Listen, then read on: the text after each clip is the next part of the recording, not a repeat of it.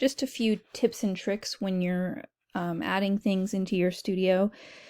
If you want something to appear like it's closer to the viewer, more in the front, then you're going to want to put it so the bottom of the object is lower, like lower on this floor, meaning it's on near the bottom of the picture. And if you want it to appear like it's further away, then you want to put it more up, and then also make it smaller, and that will make it look like it is further back in space. So that's one really helpful trick.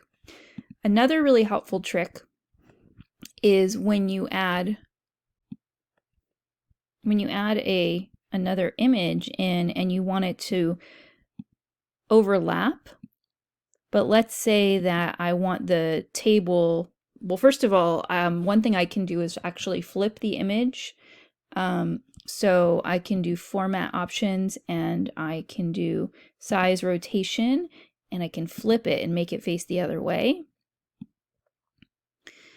So let's say that I actually want the chair to be in front of the table. Then I'm making the table small, and I'm making sure that all the feet are touching the floor and not the wall. Like if I put it up here, then it looks like it's floating, right? So we want to make sure that the little feet are touching the floor. I can make it even smaller. And then what I can do is bring the chair forward, size it up, and I need to bring it to the front. Right now it is behind the table, so I'm going to go to Arrange, Order, and then Bring to Front, and it changes the way these are overlapping. I need to bring this table down. So now you have the ability to control the way things interact in the space.